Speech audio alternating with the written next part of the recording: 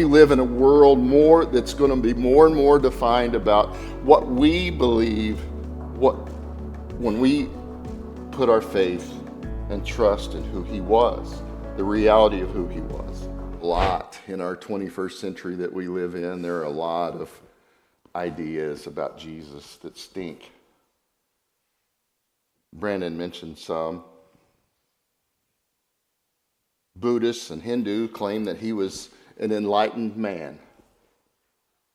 Muslim religion claims that he was a lesser prophet than Muhammad. In the late 80s, last century, I got to spend a summer in Nairobi, Kenya. And I remember being in a group of people, near maybe possibly the worst slum in the world, debating, and everybody had an opinion about who Jesus was, and there were Muslims in this circle, and people were attacking one another, and there were Christians in this circle and talking about the reality of who Jesus was. And that was the first exposure I'd had that somebody might have a differing opinion about who Jesus was, a lesser opinion about who Jesus was, or who Jesus is. Even some atheists acknowledge that he existed in history because even secular historians wrote about Jesus. They claim that he was nothing more than a good man or a good teacher.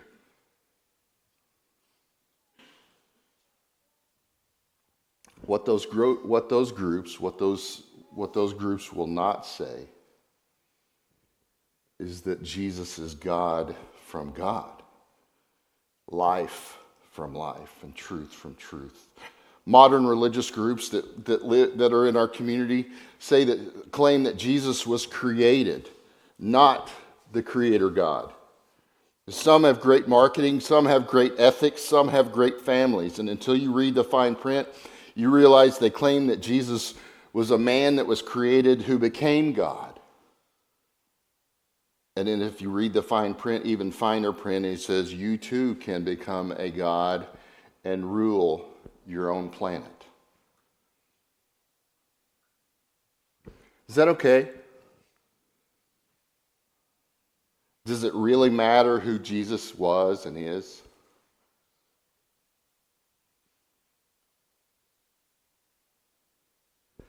This is one of those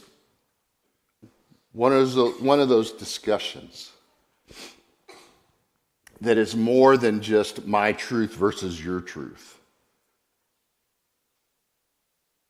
Jesus is the truth, as we've already heard this morning.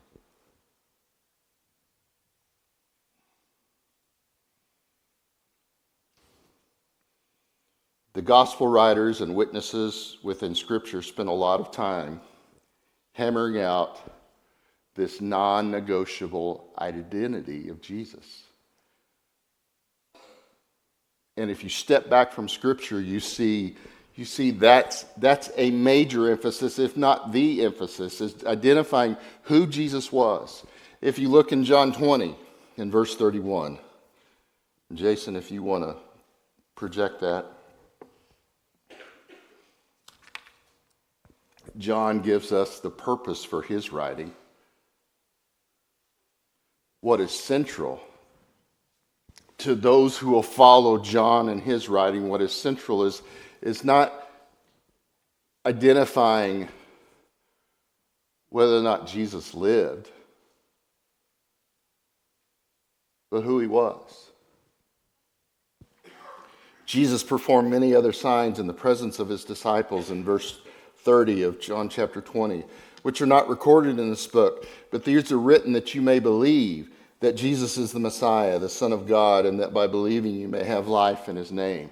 The central reason that John is writing is to bring people to faith that have not seen Jesus. There are people who stood face to face with God, face to face with Jesus, and could not believe. And there are a lot of reasons why people couldn't believe. I sat in this issue of identifying who Jesus was is so central in John, but it's so central in the Gospels, and it's so central to Jesus' life. I sat in a wedding rehearsal dinner, and I've told this story, but it was over in the old auditorium, and it was probably more than 10 years ago. But I sat in a rehearsal dinner, and as people began to say things, speak blessings into the bride and groom's life, the dad of the groom began to tell this story. He said, when you were 5 years old, I coached you on a t-ball team. I coached you on a t-ball team, and we made it, if there's such a thing as we made it to the championship game. And we lost. And as he said, I want to remind you that as you watched the trophy ceremony, you realized for the first time maybe that the championship had been won by the other team.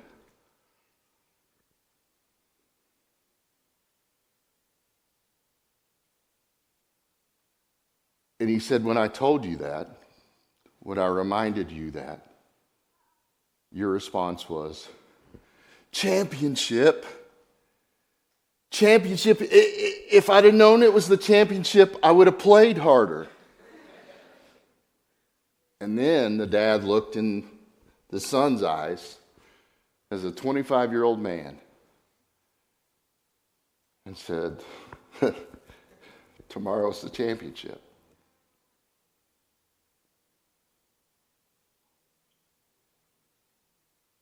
If there is a championship in Scripture that gets elevated, that needs to be considered, it's not that Jesus was just a good teacher, that Jesus was just a prophet. What is central is saying that recognition of the reality that Jesus is God. It's that confession that we've made. There are extensive discussions in every chapter that John points out. As a witness, that John writes as a witness. He identifies people that are asking the question, who is Jesus? And because of what they witness in Jesus or something that they hear, they come to Jesus and they ask him. They ask him questions. They interact with him. And they're forced to ask the question, who is he? John chapter 3, Nicodemus, who's a religious leader who has everything to lose, comes to Jesus and says, are you from God? What's the source that you're from? John chapter 4, a woman who is an outsider in at least 3 ways suddenly becomes an insider when she recognizes that Jesus is the Messiah for her. And she's asked the question because somehow he knows much about her, and she has to ask the question, who are you?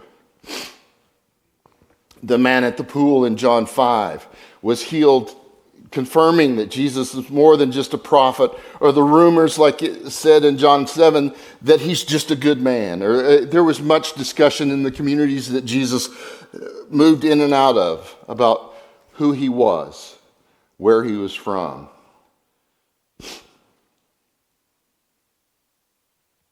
The leaders get defensive. The church leaders, the synagogue leaders, the Jewish leaders, the mouthpieces of God get defensive, and to the point that they want to kill Jesus because he calls God his Father. And yet they miss the point that a man was healed and want to argue the Sabbath. In a not so proud moment earlier in my life, as a teenager, I'm 60 years old now.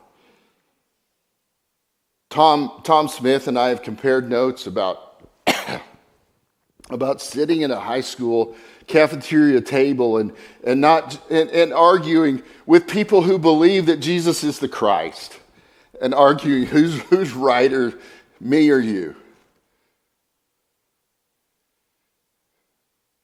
And I wonder if I'd hear that dad say, this is the championship. It's who Jesus was. And we live in a world that's going to be more and more defined about what we believe, when we put our faith and trust in who he was, the reality of who he was.